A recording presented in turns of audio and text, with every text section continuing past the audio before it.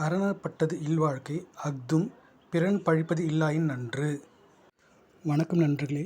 இன்று நாம் போக போகிறது 12 ஜோதிகளில் ஒன்றான ஒரு சிவக்கோயிலுக்கு தான். ஒரு தாயின் பக்திக்கு சிவனே நேரில் வந்து காட்சியளித்த தலம். இந்த கோயில் எங்கே இருக்குன்னா, எல்லோரா கோயில்கிட்டேருந்து 1 கிலோமீட்டர் தொலைவில் அமைஞ்சிருக்கு, மகாராஷ்டிரா மாநிலத்தில். ராணி அகல்யாபாய் இந்த கோயிலை கட்டியிருக்காங்க. தொடர்ந்து வீடியோ பாருங்கள். இந்த கோயில் வரலாறு, தோன்றிய விதம் முழுசாக எல்லாத்தையும் தெரிஞ்சுக்கலாம். கோவில் கதையை கேட்டால் உங்கள் மனசு ரொம்ப ஊறிக்கிடும். வீடியோ கடைசி வரைக்கும் பாருங்கள். பிடிச்சிருந்தால் லைக் பண்ணுங்கள். வாங்க கதைக்குள்ளே போகலாம். ரொம்ப வருஷத்துக்கு முன்னாடி தேவகிரி என்ற ஊரில் குசுமா என்ற ஒரு அந்தனர் வாழ்ந்து வந்தார். அவருக்கு 2 மனைவிகள். முதலாவங்க பேர் சுதர்மா, ரெண்டாவதுங்க பேர் கிருஷ்ணா. சுதர்மாவுக்கு குழந்தை இல்லை, ஆனால் கிருஷ்ணாவுக்கு ஒரு ஆண் குழந்தை பிறந்தது. பொறாமை ரொம்ப பெரிய பாவம். குழந்தை இல்லாத சுதர்மா கிருஷ்ணாவோட குழந்தையை கொன்று பக்கத்தில் இருக்கிற அந்த ஏரியில் வீசிட்டாங்க. குழந்தை இறந்த துயரத்தில் கிருஷ்ணா தினமும் 101 முறை சிவலிங்கம் செய்து வழிபட்டு அதை அந்த ஏரியில் கரைத்து விடுவார். ஒரு நாள் அதிசயம் நடந்தது. சிவபெருமான் நேரில் காட்சியளித்து இறந்த குழந்தையை உயிரோடு கிருஷ்ணாவுக்கு திருப்பி கொடுத்தார். கிருஷ்ணாவின் பக்திக்கு இணங்கி சிவபெருமான் அங்கேயே ஜோதிர்லிங்கமாக இருப்பதாகவும் எல்லோரும் தன்னை கிருஷ்ணேஸ்வர் என்று அழைப்பார்களவும் சிவன் வரம் கொடுத்தார். அதுவே 12 ஜோதிர்லிங்கங்களில் ஒன்றான கிருஷ்ணேஸ்வர். அந்த ஏரி தான் இன்றைக்கி கோயில் அருகில் இருக்க சிவாலய தீர்த்தம். தொடர்ந்து வீடியோ பாருங்கள் நண்பர்களே. கோவில் உருவான வரலாறு, அது அழிந்த வரலாறு, மீண்டும் எப்படி கட்டமைக்கப்பட்டது எல்லாத்தையும் தெரிஞ்சுக்கலாம். 13ஆம் நூற்றாண்டில் இந்த ஜோதிர்லிங்க கோயிலான கிருஷ்ணேஸ்வர் கோயிலானது தேவகிரியை ஆண்ட யாதவ வம்ச மன்னர்களால் கட்டி எழுப்பப்பட்டது. இது அழகிய கருங்கலான கோயிலாகும். 13ஆம் நூற்றாண்டின் பிற்பகுதியில் டெல்லி சுல்தான் அலாவுதீன் கில்ஜியின் படைகள் தேவகிரியை தாக்கிய போது அந்த கோவில் முற்றிலுமாக அழிக்கப்பட்டது. அப்போது அங்கிருந்த சிவலிங்கம் சிதைக்கப்பட்டது.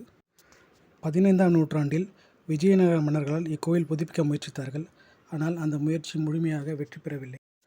16ஆம் நூற்றாண்டில் மராட்டிய தளபதி மாலோஜி ராஜே போஸ்லே, அதாவது நம்ம வீர சிவாஜியின் தாத்தா, இந்த கோவிலை கட்டினார். அவர் தான் கோயிலோட பெரிய மண்டபத்தை கட்டி எழுப்பினார். 18ஆம் நூற்றாண்டில் ராணி இந்திர் மகாராணி அகல்யாபாய் ஹோல்கர் தான் இன்று நாம் தரிசிக்கும் அழகான இந்த கோயிலை முழுமையாக கட்டி முடித்தார். 1755ஆம் ஆண்டு முதல் 1780ஆம் ஆண்டு வரை கோயில் கட்டுமான பணி நடந்தது. கிருஷ்ணேஸ்வர் கோயிலானது 5 நிலை கோபுர அடுக்குகளுடன் சிவப்பு நிற கற்களால் ஹேமட் பாணி மற்றும் மராத்திய கட்டடக்கலையில் கட்டப்பட்டு ராணி அகல்யாபாயால் புதுப்பிக்கப்பட்டது. 240 அடி உயரம் கொண்ட கோபுரம், 5 நிலை அடுக்குகள், கோயிலில் கோபுர உச்சியில் தங்க கவசம், மராத்திய ஹேமத் பாணியில் சிவப்பு நிற கற்களால் கட்டப்பட்ட கோயில். கர்ப்பகிரகம் உள்ளே சென்றால் சிறிய சிவம்பலிங்கத்தை நாம் தரிசிக்கலாம். கால்பாக அளவு மட்டுமே வெளியே தெரியும். கர்ப்பகிரகத்துக்கு முன் பெரிய நந்தி சிலை கருங்கற்களால் செய்யப்பட்டுள்ளது. ராணி அகல்யாபாய் அவர்கள் காசி விஸ்வநாதர், சோம்நாத், கேதார்நாத் போன்ற பல ஜோதிர்லிங்கங்களை புதுப்பித்துள்ளார். கிருஷ்ணேஸ்வர் கோயிலுக்கு முன் மிகப்பெரிய ஏரி உள்ளது. இந்த புனித ஏரியில் தான் கிருஷ்ணா லிங்கங்களை கரைத்தார். சுபா மண்டபம், நிருத்திய மண்டபத்தில் அழகான சிற்பங்கள், சிவனின் 12 ஜோதிர்லிங்க கதைகள் சுவரில் அருமையாக செதுக்கப்பட்டுள்ளது. கிருஷ்ணேஸ்வர் கோயிலானது காலையில் 5 மணி முதல் இரவு 9 மணி வரை தரிசனத்திற்கு திறந்திருக்கும்.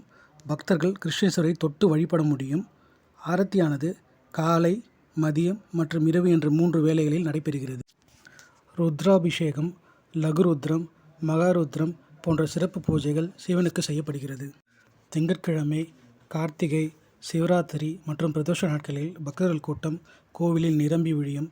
கர்ப்பகிரகத்திற்கு சென்று வழிபடும் போது ஆண்கள் மேல் சட்டையை அணியக்கூடாது. கிருஷ்ணேஸ்வர் கோயிலிற்கு எப்படி செல்வது? இக்கோயிலிருந்து அவுரங்காபாத் விமான நிலையம் 30 கிலோமீட்டர் தொலைவில் உள்ளது. அவுரங்காபாத் ரயில் நிலையமும் மிக அருகில் அமைந்துள்ளது. இக்கோயிலானது ஷீரடியிலிருந்து 100 கிலோமீட்டர் தொலைவில் அமைந்துள்ளது. ஷீரடி செல்வர்கள் இக்கோயிலை கண்டு தரிசித்து வரலாம். சிவபுராணத்தில் 12 ஜோதிர்லிங்கங்களை தரிசிப்பவர்களுக்கு மோட்சம் கிடைக்கும்னு சொல்லப்பட்டிருக்குது. கிருஷ்ணேஸ்வர் என்பது பக்தியின் வெற்றி. ஒரு தாயின் பிரார்த்தனை எவ்வளோ சக்தி வாய்ந்தது என்பதற்கு இந்த புராண வரலாறு சாட்சியாகும். கிருஷ்ணேஸ்வரை வழிபட்டால் குடும்ப பிரச்சனை, குழந்தை பாக்கியம் எல்லாம் கிடைக்குங்கிறது பக்தர்களோட நம்பிக்கை. கிருஷ்ணேஸ்வர் கோயில் வரலாற்றிலிருந்து நாம் 3 விஷயம் தெரிஞ்சுக்கலாம்.